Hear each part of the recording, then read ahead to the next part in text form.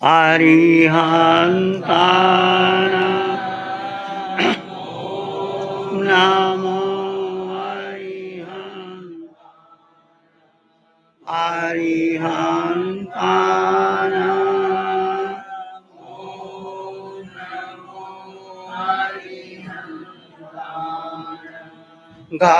घबराओ न दुख से जीवन में, जीवन सुख दुख का मेला है।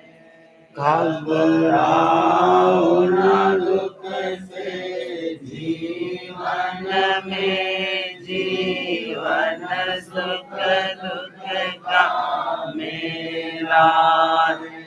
शरणा ले लो अरिहंतो, शरणा ले लो अरिहंतो, क्यों करता व्यर्थ जमीना है। ये प्रभु सिमरण की वेला है। अरिहन्ताणं ओम नमो अरिहन्ताणं, अरिहन्ताणं ओम नमो अरिहन्ताणं, नमो नमो अरिहन्ताणं, नमो नमो अरिहन्ताणं। अरिहंत परमात्मा महाविधि क्षेत्र में विराजमान, जिनकी अनंत अनंत कृपा हम सब पर बरस रही है, उस प्रभु की अनंत करुणा, अनंत मैत्री, अनंत ज्ञान, अनंत साधना को अनंत अनंत नमन, प्रार्थना कृतज्ञता के भाव। शासनपति भगवान महावीर जिनका धर्म शासन में हम सब धर्म का अमृत पान कर रहे हैं, उस प्रभु की साधना को, प्रभु के ज्ञान को, प्रभु की मैत्री को, प्रभु की करुणा को अनंत अनंत नमन, प्रार्थना कृतज्ञता के भाव। आपके सामने भगवान महावीर की वाणी का आचारांग सूत्र की चर्चा चल रही है। आचारांग सूत्र में मुनि के आचार का वर्णन है, अस्तित्व का, बोध का वर्णन है कि जीव कहाँ कहाँ पाए जाते हैं, यह हमें ज्ञात होना चाहिए। कुछ लोग, चैनेत्र लोग, पृथ्वी में, अग्नि में, जल में जीव मानते ही नहीं, परंतु जैन दर्शन में, महावीर के दर्शन में पृथ्वी में भी जीव है। जैसे तिल की पापड़ी होती है, उसमें एक एक तिल, ऐसे पृथ्वी में एक एक टीले में जीव होता है। जल की बूंद में भी जीव होता है, अग्नि में भी जीव, वायु में भी जीव, वनस्पति काया में भी मनुष्य की तरह चेतना होती है। जैसे वनस्पति का जन्म होता है, मनुष्य का जन्म होता है, वो वृद्धि को प्राप्त करती है। जैसे उसको पानी मिलती है तो वृद्धि हो जाती है, कोई पास में आता है उसको काटता है तो मलिन हो जाती है और श्वास लेती है, प्रश्वास लेती है। मनुष्य की तरह ही वनस्पति का जीवन बताया गया। डॉक्टर जगदीश चंद्र बसु ने सिद्ध किया था कि वनस्पति काया भी मनुष्य की तरह ही है। ये भगवान महावीर ने बहुत पहले हमें बता दिया था। तो कोई भी साधक जो धर्म के मार्ग पर, अध्यात्म के मार्ग पर आगे बढ़ना चाहता है, उसको ये बोध होना चाहिए। और 6 काया के जीवों में जीव है, और हम भी एक बार नहीं, 1000 बार नहीं, अनंत बार 6 काया के जीवों में जन्म और मरण करके आए। नरक निगोद में गए, पृथ्वी में, जल में, अग्नि, वायु, वनस्पति, त्रस्काय, बेंद्री, तेंद्री, त्रिंद्री, फिर नरक के नेड़ियों में गए, फिर पशु पक्षी बने, फिर मनुष्य बने और देव बने। ऐसे 4 गति 84 लाख जीवा योनियों में हमने अनंत बार ये काया, ये जीव बदली। जिस काया का हमें बड़ा अभिमान है कि मेरी काया, बचपन से लेकर कोई भी मनुष्य जो भी धन कमाता है, बिल्डिंग बनाता है, परिवार की रक्षा करता है, उसके आगे परिवार है, धन है, संपत्ति है, कोठी है, बंगला है, उसका आधार क्या है? बोलो क्या आधार है? क्या आधार है? किसके लिए करते हो? किसके? शरीर की सहायता के लिए करते हैं। तो शरीर की सहायता के लिए किया तो कर्म का बंधन होगा। और यदि शरीर को छोड़ करके भगवान ने जो भेद ज्ञान, बच्चों को बात से पकड़ा लीजिए, वो कुछ छोड़ कर रहे हैं इधर से उधर। शरीर को छोड़ करके यदि हमने भेद ज्ञान करके, जड़ जीव 2 तत्व हैं, ये शरीर चाहे पृथ्वी का, मनुष्य का है, पुरुष का है, स्त्री का है, नपुंसक का है, सारे जगत में उसमें चेतना भी है। ये वृक्ष सामने देख रहे हैं, इसमें भी चेतना है, इसमें भी आत्मा है, जल में भी, अग्नि में भी, वायु में, वनस्पति में 2 इंद्रिय, 3 इंद्रिय, 4 इंद्रिय, 5 इंद्रिय, सारे जगत में जो जीव, जिसको हम जीव है, उसका भेद कर जीव, भेद, जड़ जीव का भेद, इतना जड़ जीव का भेद करोगे तो आप अपने को क्या मानोगे कि मैं आत्मा। जैन दर्शन का मूल सिद्धांत है, क्या सिद्धांत है? मैं जीवात्मा हूं, ये शरीर मेरा नहीं है, ये शरीर तो मिला है। माँ के गर्भ में आए, 9 महीने रहे, बड़े हो गए, कोई नाम दे दिया, बचपन, जवानी, बुढ़ापा, ये सब शरीर को आता है, आत्मा को नहीं आता।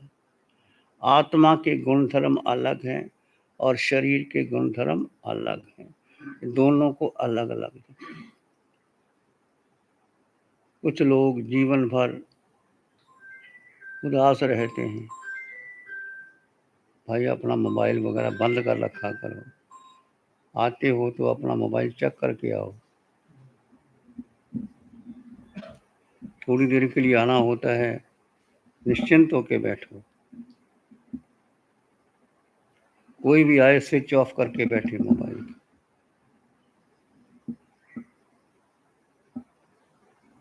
तो आज तक हमने जितना महत्व इस देह को दिया, वो सब हमारे कर्म बंधन का कारण है। देह है, देह उपयोगी साधन है, देह कर्म नजरा के लिए है, देह सबको भी मिला, तीर्थंकर भगवान का भी देह है, परंतु वो अपने देह को महत्व ना दे करके उसके भीतर जो आत्मा है उनको महत्व देते हैं, उनको महत्व देते हैं और अपने में स्थित रहते हैं। आप भी अपने में स्थित रहो। मैं जीवात्मा हूं और जड़ और जीव का भेद करते हुए, जीव को क्या चाहिए? बोलो क्या चाहिए जीव को? तो फिर आप सारा संसार क्यों पीछे लगा हुआ है? परिवार बनाया, बंगला, कोठी, धन, संपत्ति, गाड़ी, रिश्ते, नाते, संबंधी, सारा जीवन उलझे रहे इसमें ही। वो मेरा सगा है, वो मेरा मित्र है, वो मेरा भाई है, बहन है, पत्नी है, ये है। कौन है पत्नी तुम्हारी? है, बोलो कौन है? कोई है? ये सारे दो हिस्से कर लो कि सुख से जीना है, ये है, ठीक है, शरीर का संबंध है। अब शरीर और आत्मा दो तत्व अलग अलग थे, हैं, रहेंगे। हमारी सबसे बड़ी भूल जीव की क्या रही कि जीव ने अपनी शक्ति किसको दे दी? इस पिंड को दे दी। पिंड का मतलब मन, बुद्धि और इंद्रिय। मन बलवान हो गया, बुद्धि बलवान हो गई, इंद्रियां बलवान हो गई। मन नचाता जैसे बंदर की तरह। कोई बंदर है, मदारी ने उसको बांध दिया, उसको शराब पिला दी और बिच्छू काट गया, तो बंदर की क्या हालत होती है? ऐसी ही हमने जो जन्मों जन्मों से अहंकार की शराब पिला रखी है। मैं हूँ, मेरा भी नाम है, मेरा भी अस्तित्व है, मुझे क्या समझते हो, मुझे पूछा ही नहीं गया, किसी की शादी में गए, जरा सा आपका अपमान हो गया, जरा सा किसी ने आपको अटेंड नहीं किया, आपको चाय नहीं पूछी या बाद में पूछी, आप क्या हो जाते हैं? हो जाते हैं नाराज, के नहीं होते? होते हैं कि नहीं होते? क्यों? एक कप चाय के लिए नाराज हो गए? यही औकात है, तुम्हारी वैल्यू कितनी? एक कप चाय, उसमें नाराज हो गए? अरे भाई, क्या फर्क पड़ता है? दृष्टि बदलो। भाई, हम किसी के घर में आए हैं, शादी है बेटी के घर में, कितने लोग हैं अटेंड करने वाले, किसी ने चाय नहीं दी तो आप उठा के चाय पी लो। घर में पीते हो कि नहीं पीते? घर में पीते हो कि नहीं पीते? कि हमेशा पत्नी पिलाती है चाय आपको? आप खुद भी बना लेते हो और पी लेते हो, भोजन भी अपना बना लेते हो। आपको लगता नहीं आज मुझे अपना भोजन बनाना, आज मुझे कुछ ना खो, तो आप अपनी मतलब का भोजन बनाओ। दृष्टि बदलो जीवन के अंदर, छोटी छोटी बातों। आपने आपने कहा मुझे चटनी बना के दो, घर में चटनी बनाई पत्नी ने, पर उसमें क्या नमक कम रह गया, आ गया नाराज हो। क्या है, चटनी बनानी भी नहीं आती? मैं इतना मेहनत करता हूँ, मैं इतना कमा के लाता हूँ, तुम चटनी भी नहीं बना सकती, तुम्हारी वैल्यू क्या हुई? एक चटनी जितनी वैल्यू है, क्या वैल्यू क्या है? कहाँ हमने अपने को इतना छोटा बना दिया, छोटा बना दिया।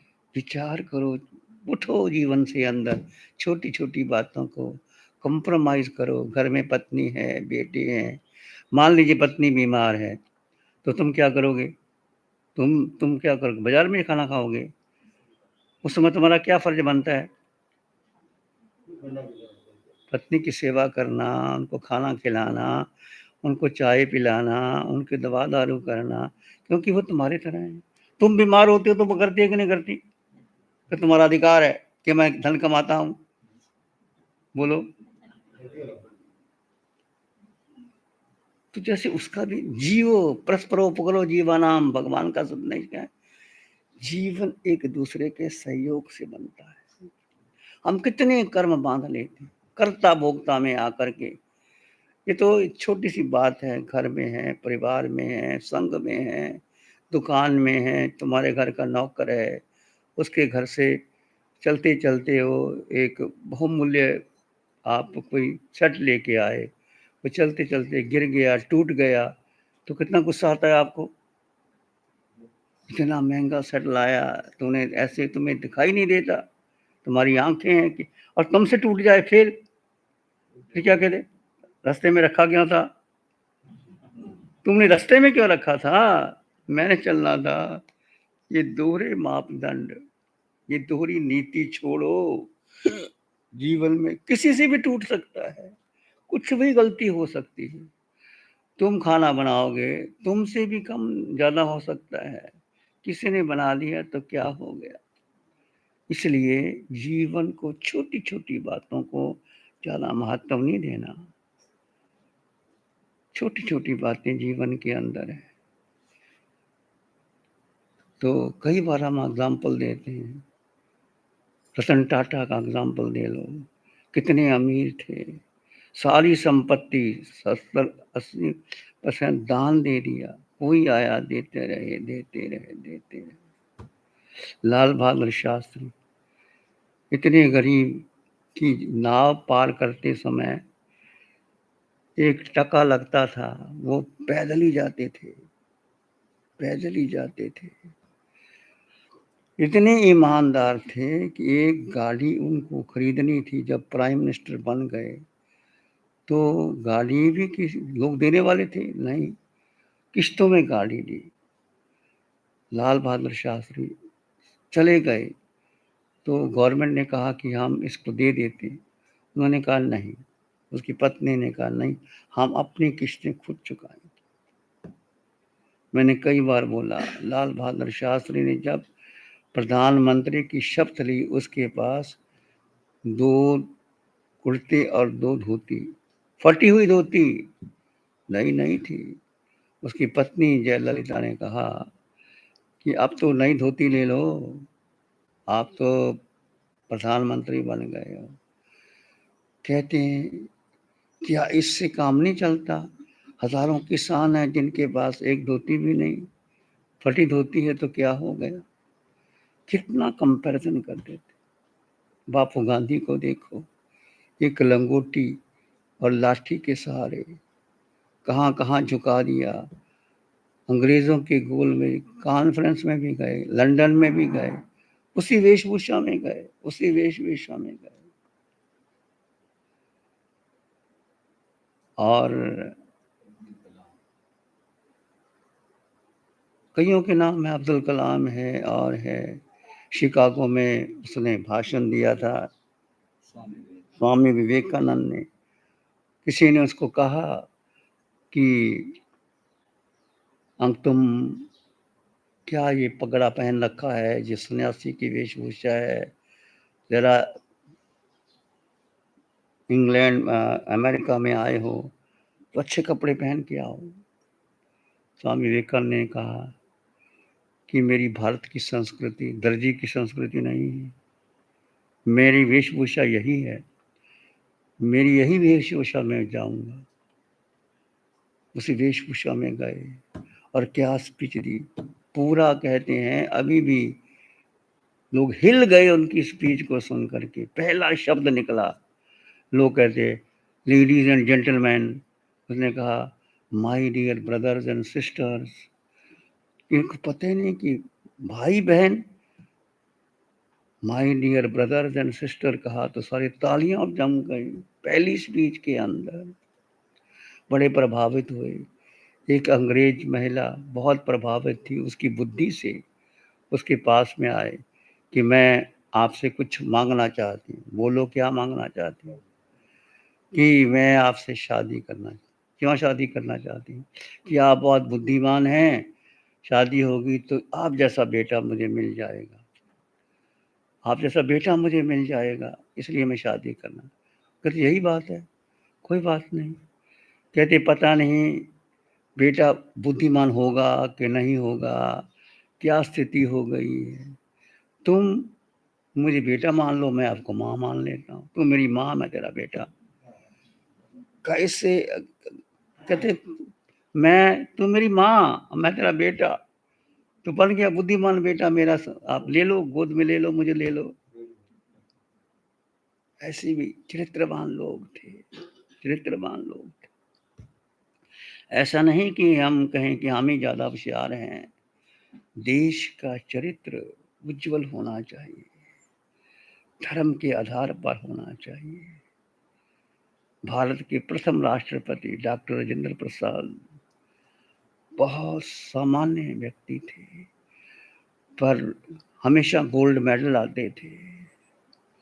और जब वो रहते थे तो अपने मंदिर बना रखा था राष्ट्रपति भवन में। पहले मंदिर में जाते, पूजा करते, फिर आते। कहते हैं एक बार किसी ने अच्छा उनको पेन दे दिया, पेन कीमती था, तो लिखते थे, संभाल के रखते थे। आप कोई जो नौकर आया तो क्या किया, उसके जैसे सफाई की तो पेन गिर गया, तो पेन टूट गया, तो डॉक्टर जब राजेंद्र प्रसाद आए तो देखा और कि पेन टूट गया। तो पहले तो उनको कहा कि तुमको पता नहीं इतना महंगा पेन था, क्यों टूट गया। फिर उनको गलानी आई, कहते नहीं, कहते मेरे से भी टूट सकता था। उसको उस जो सेवादार था, जो काम करने वाला था, उसको अपने पास बुलाया और हाथ जोड़ के मुझे क्षमा कर दो, मैंने आप पर क्रोध किया, पेन तो कोई भी टूट सकता था, मेरे से टूटा क्या। उस राष्ट्रपति ने किससे क्षमा मांगी? सेवादार, जो चपरासी, जो सफाई करता है, जो टेबल वगैरह की साफ करता है, उससे क्षमा मांगी। तो बड़ा कौन हुआ? सेवादार बड़ा हुआ कि जब। तो आज हम किसी से क्षमा ना मांगे और अहंकार में रहें तो कौन बड़ा है? तुम बड़े कि वो बड़े हैं? महावीर का सिद्धांत, अपना सच में से जा मिट्टी बुए सुख, सत्य का शोधन भीतर करो और प्राणी मात्र के लिए मंगल की कामना।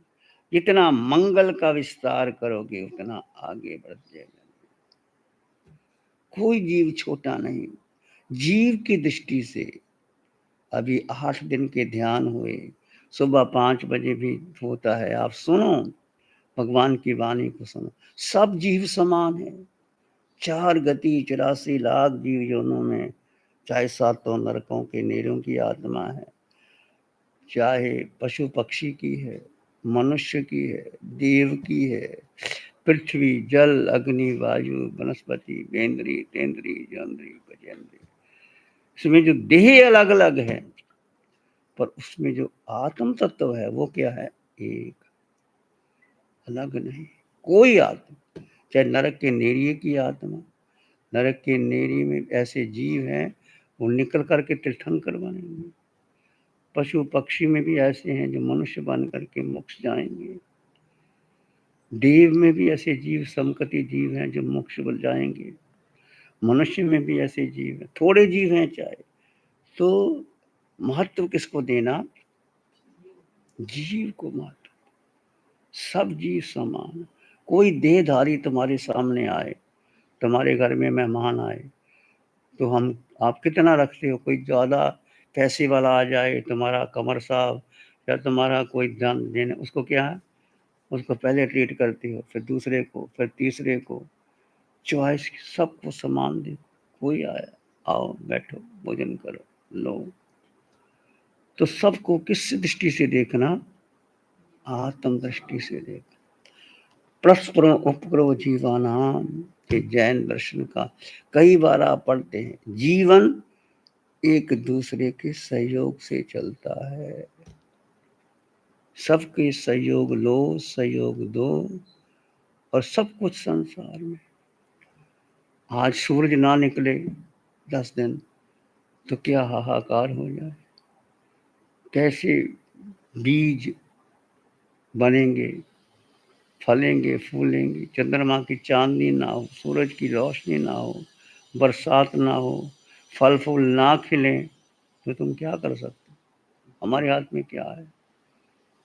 और जो तुम धन कमाते हो, जो भी धन तुमने नहीं कमाया, तुम्हारा कोई पुण्य का योग था, उस पुण्य के योग से आपका धन आया, और उसको भी बांटो, लुटा दो।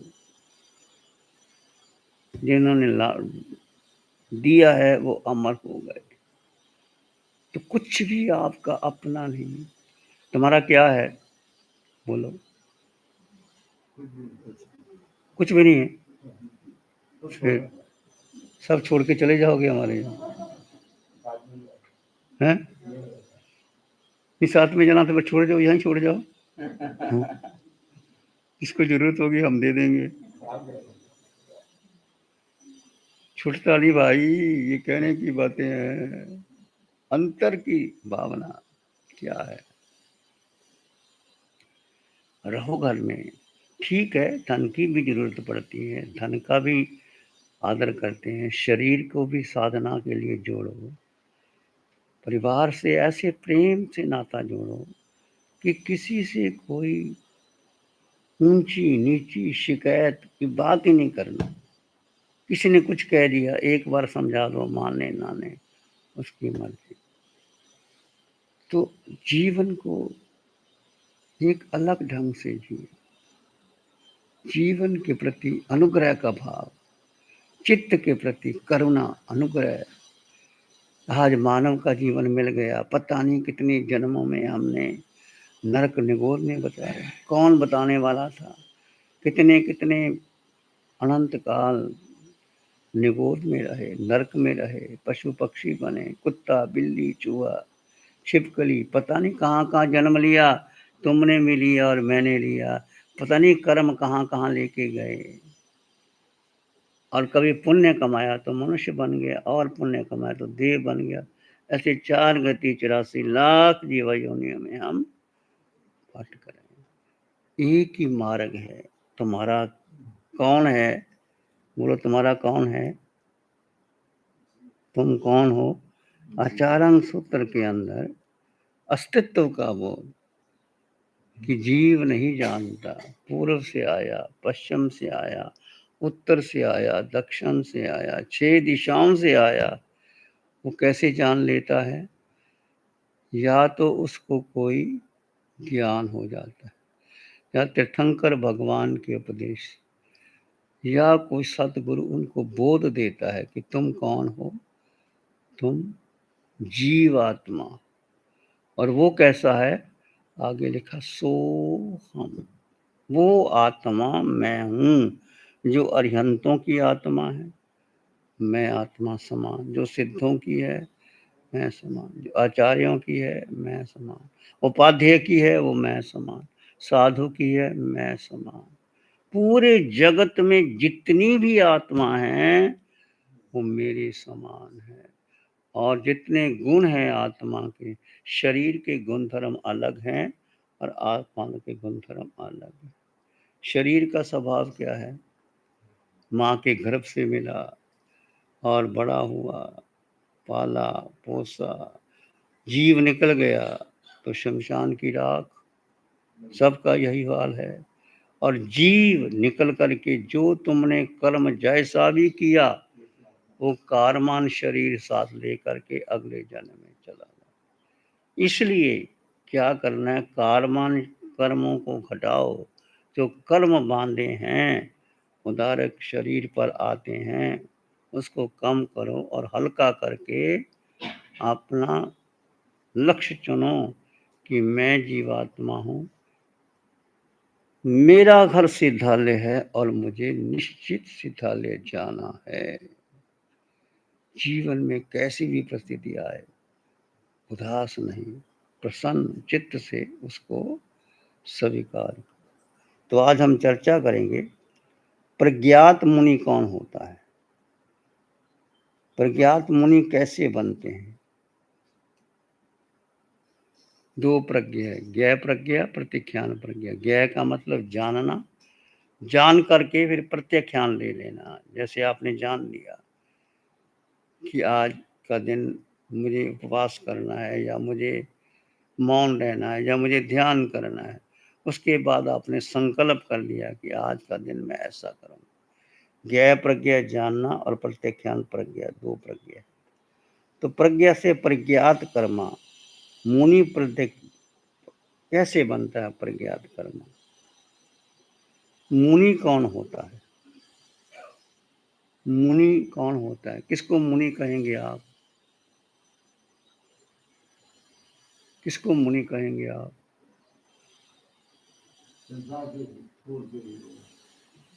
संसार को छोड़ के आ जाओ, बाकी आ जाओ। संसार को छोड़ दिया वो मुनि। मुनि वो होता है, मुनि अंत्यवासी होता है, जो अंतिम होने को तैयार है। गुरु कहे जो कहे, ये नहीं कि मुझे आगे बैठना है, कि मुझे प्रवचन देना है, कि मुझे बातें करनी है, कि मुझे ये पढ़ना है। गुरु ने जो कह दिया, गुरु ने जो कह दिया, अंत्यवासी, अंत अंतिम होने को तैयार है। मुनि जो अंतिम होने को तैयार है, जो विनीत होकर के विनय करता है, वो होता है मुनि। और वही प्रज्ञात कर्मा होता है। विनय दो प्रकार की होती है, एक अविनीत की विनय, एक विनीत की विनय। हम पहले ही बोल दिया भाई, तुम लेके आते हो, समझ नहीं आती किसी को।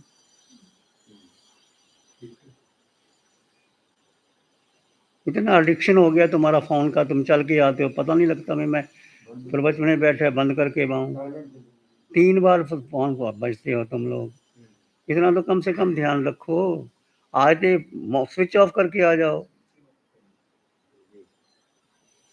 ये कोई टाइम बताएगा कि मैंने नहीं बजना, अब कभी भी बज सकता है।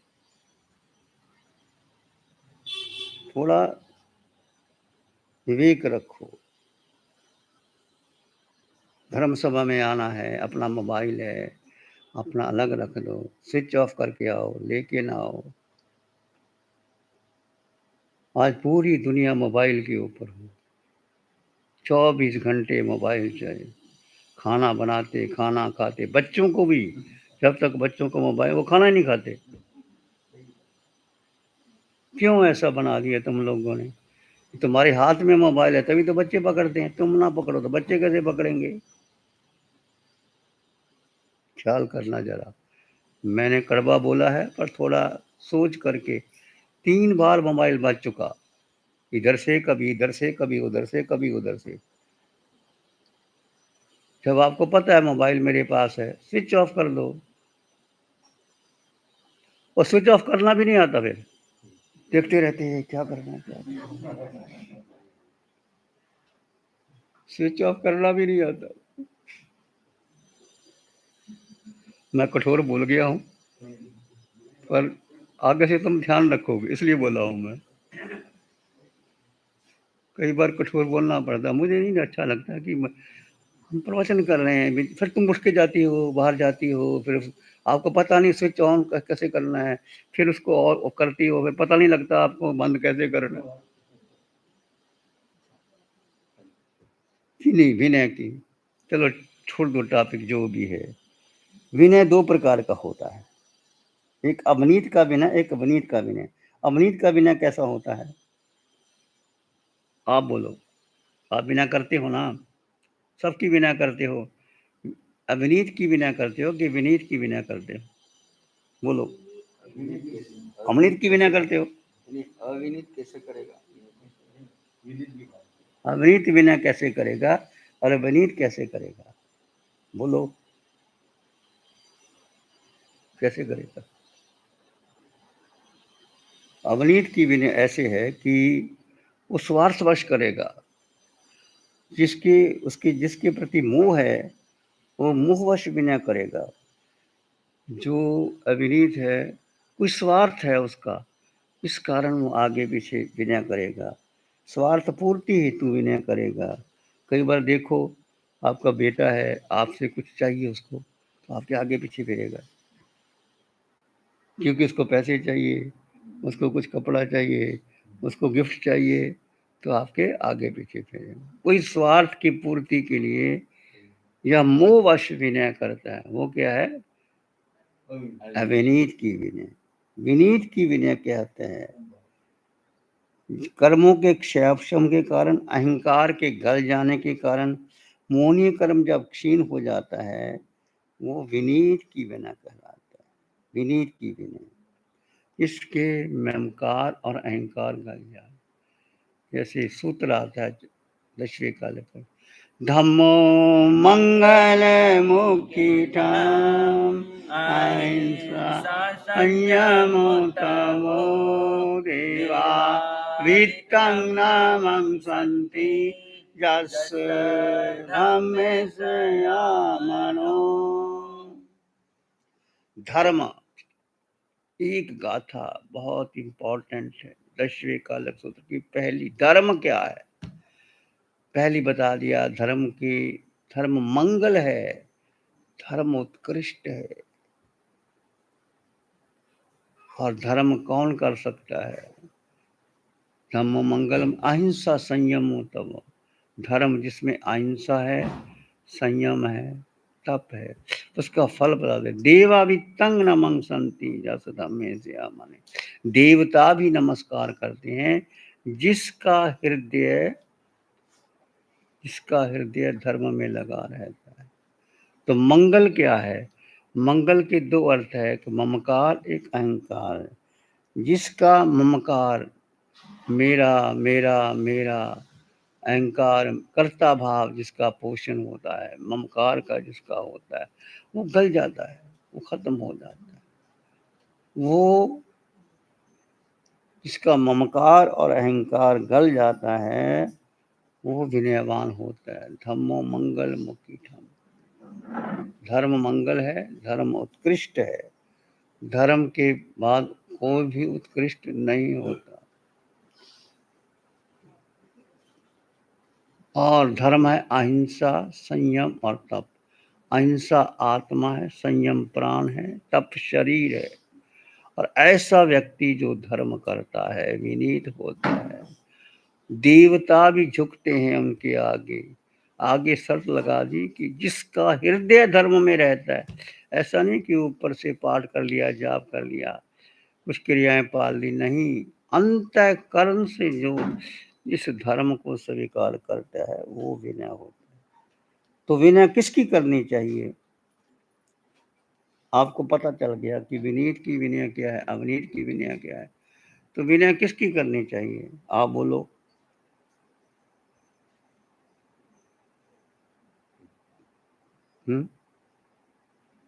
किसकी विनय करोगे?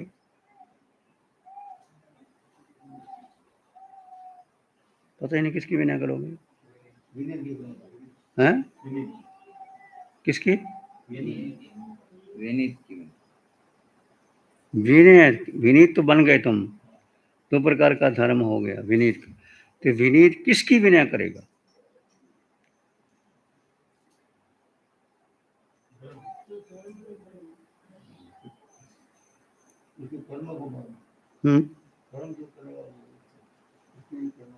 विनीत किसकी विनय करेगा? बोलो।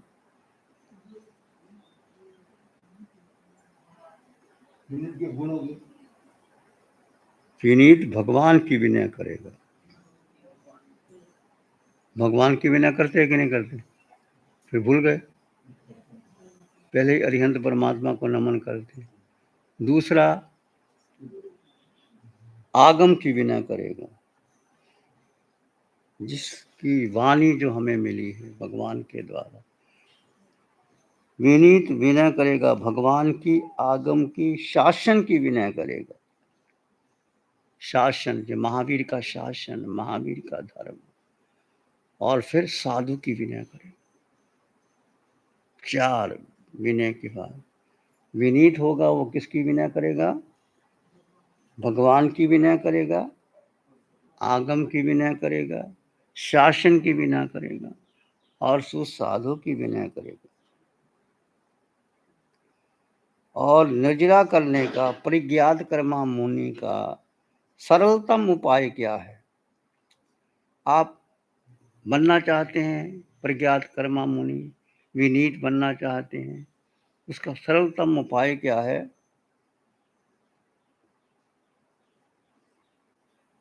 क्या उपाय है? सोहम। जो ध्यान करते हैं, वो सोहम आपके जीवन में घटे। सब आत्माएं समान हैं, सब आत्माएं, कोई छोटी नहीं, कोई बड़ी नहीं। सबको देखो, सब आत्माएं समान हैं। सोहम ध्यान। और बाह्य तप, अनशन, अनोदरी, भिक्षाचारी, रस प्रत्याग, जितना जितना तप, नकारसी, पोरसी, एकासना, एकलठाना, घंटी, मुक्ति, जितना जितना तप आप कर सकते हो, बाह्य तप आपको सहयोगी देता है। इसके साथ साथ और आहार की शुद्धि। आजकल आहार पर हम ध्यान नहीं दिया जाता। आजकल जो जंक फूड आ गए हैं, बहुत से खाने आ गए हैं, बनाने 2 मिनट में खाना बनता है। कहते हैं मैगी है ना, 2 मिनट में मैगी बन जाती। बाजार से लाओ, पानी में डालो, 2 मिनट में काम। पता नहीं उसमें क्या मिलाया, कैसा मिलाया, 2 मिनट में खाना खाती हो। तो अंदर पेट में जाएगा तो क्या होगा? आहार की शुद्धि होनी चाहिए। आहार घर में बने, माँ बनाए, बहन बनाए, पत्नी बनाए, देख कर के बनाए। आटा पिसा हुआ है, ठीक है, जो भी आप डालते हो। बरसात के मौसम में बहुत से जीव जंतु पैदा हो जाते हैं, उसको जल्दी परख लेना चाहिए। काई आ जाती है, ये बहुत गृहिणी को ध्यान रखने की चीज़ें होती हैं। बनाते समय जैसे आपने गैस का बटन दबाया, उसको पहले देखो कहीं आस-पास चींटियाँ तो नहीं आ जाती। हम यहाँ भोजन करते हैं, आपके द्वारा घर लाते हैं, जैसे भोजन रखते हैं चींटियाँ आ जाती हैं। पता नहीं कहाँ सुगंध आती है, ऊपर से नीचे, नीचे से ऊपर। तो इस वर्षा काल में या वैसे जो इनकी घ्राणेंद्रिय बहुत तेज होती है, जहाँ कोई रखा होता है वहाँ से सीधी लाइन बना के आ जाती है। तो छोटी-छोटी बातों को, जैसे आपने गैस ऑन की, पहले साफ करके देखो गैस के आसपास कोई कोई जीव जंतु तो नहीं है। बर्तन आप देख कर के देखो, बर्तन साफ तो नहीं है। घड़े का पानी आप घड़े में डालते हो, धूप में सुखाओ, कहीं निगोद तो नहीं आ गई है, सूखा होना चाहिए। ऐसी छोटी-छोटी चीज़ें, आहार की शुद्धि। और घर में भोजन बनाओ। पहले ज़माने में तो चक्की होती थी, हमारे घर में चक्की होती थी। पहले चक्की में पीसते थे और पीस करके वो खाना बनता था, और वो जो खाना बनता था, आज ललिता बहन के पास भी चक्की है, अब वो बनाती है, वैसे ही खाना बनाती है, खिलाती है। अच्छा है, शुद्ध खाना बनाती है। तवे पर वो मिट्टी के बर्तन पर खाना, हमने वो देखा है, मिट्टी के बर्तन पर वो जो चक्की का बनाया हुआ वो सत्व ही अलग होता है, वो खाने का टेस्ट ही अलग होता है। एक तुम लोहे के बर्तन पर बनाओ, एक मिट्टी पर बनाओ। भगवान ने कहा कि सोने का बर्तन और मिट्टी का बर्तन दोनों बराबर है। जैसे घड़ी, आप फ्रिज में पानी पी लेते हो तुम, कितना ठंडा पानी, घड़े में पानी पियो, और मिट्टी का सत्व आता है आपके पास। तो भोजन बनाते हो, वो घर में बनाओ, और वो मिट्टी के तवे पर सेको, उसका देखो कितना उसका शुद्धि होती है। तो भगवान ने कहा आहार की शुद्धि का भी ध्यान। और आहार की शुद्धि का भी है कि भगवान एक टाइम भोजन करना चाहिए। बहुत एक टाइम, दिगंबर मुनि एक टाइम भोजन करते थे, ज़्यादा भोजन नहीं करते थे। एक समय भोजन, दूसरे दिन उपवास, या 2 टाइम भोजन, जितना आपको चाहिए, धीरे-धीरे, धीरे-धीरे। और भोजन खाने के बाद 1 घंटे के बाद पानी पीना चाहिए, बीच में पानी नहीं पीना चाहिए। क्यों? जो भोजन आपने अंदर डाल दिया जैसा आपने, उसको उसको प्रोसेस करने में टाइम लगता है। ऊपर ठंडा पानी पी लिया तो क्या हो लोग, कभी ठंडा पानी 1 घंटे के बाद पानी, ऐसा शुद्धि का ध्यान। और विनय, हमारे आचार्य अमोलक ऋषि जी, जिन्होंने 32 सूत्रों की रचना की, वो बहुत विनयवान थे। रात्रि काल उठ करके सब साधुओं को वंदना करते थे, और सिर पर कपड़ा रख करके सबको वंदना करते थे। पता नहीं कौन मेरे से ऊंचा है।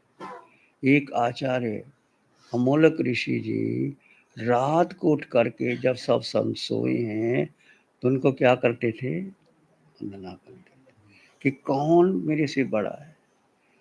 विनय धर्म, विनय मूल धम्मो, धर्म का मूल विनय है। जितना विनय तुम्हारे भीतर आएगा, उतना धर्म आएगा, उतना ममकार अहंकार गलेगा, कर्ता भाव का पोषण आएगा।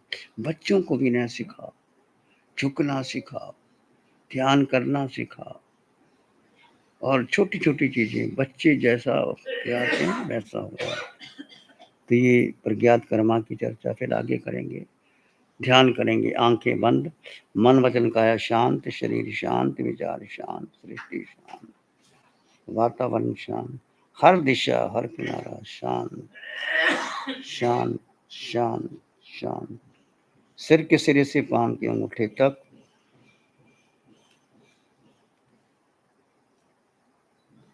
इस आकार में निराकार आत्मा, शुद्ध आत्मा, संपन्न आत्मा, परिपूर्ण आत्मा।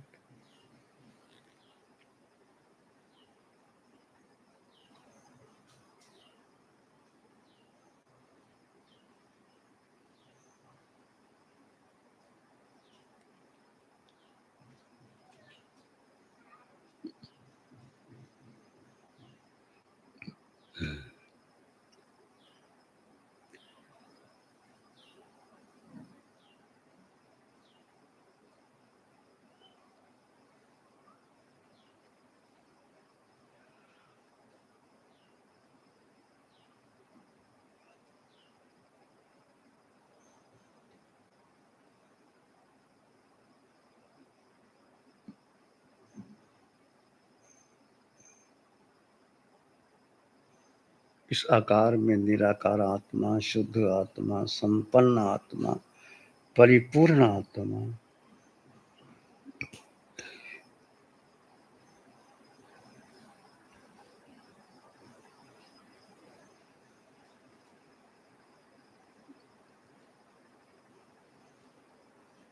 दो तत्व जुदा जुदा है पर दोनों साथ, दोनों गुण धर्म अलग अलग हैं।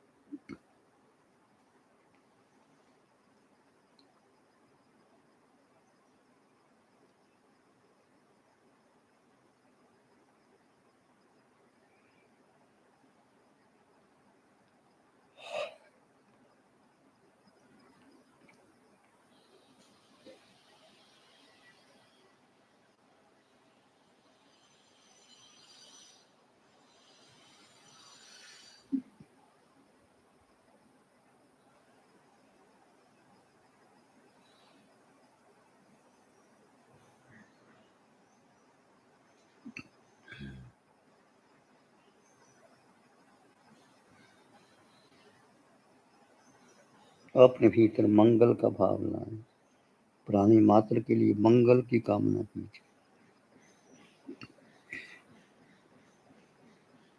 चित्त हमारा शुद्ध हो, सद्गुण से भर जा।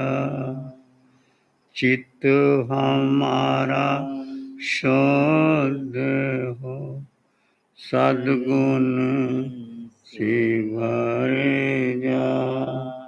सेवा करुणा प्यार ही मन मानस लहरा।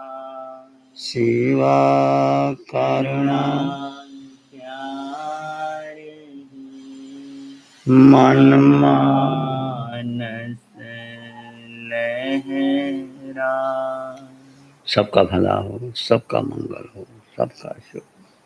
इसी में एक लंबा गहरा सांस लें, अरिहंत परमात्मा के चरणों में अनंत कृतज्ञता ज्ञापन करें। एक और लंबा गहरा सांस, अरिहंत परमात्मा के चरणों में नमन और वंदन।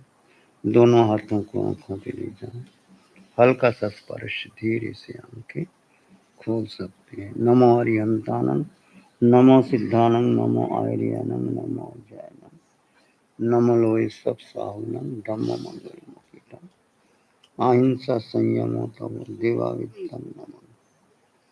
जस धम्मे श्याम श्री चत्तारी मंगलम, अरहंता मंगलम, सिद्धा मंगलम, साहु मंगलम, केवली पानत्तो धम्मो मंगलम, चत्तारी लोकोत्तम, अरहंता लोकोत्तम, सिद्धा लोकोत्तम, साहु लोकोत्तम, केवली पानत्तो धम्मो लोकोत्तम, चत्तारी शरणं पवज्जामि, अरहंते शरणं पवज्जामि, सिद्धे शरणं पवज्जामि, साहु शरणं पवज्जामि, केवली पानत्तं धम्मं शरणं पवज्जामि।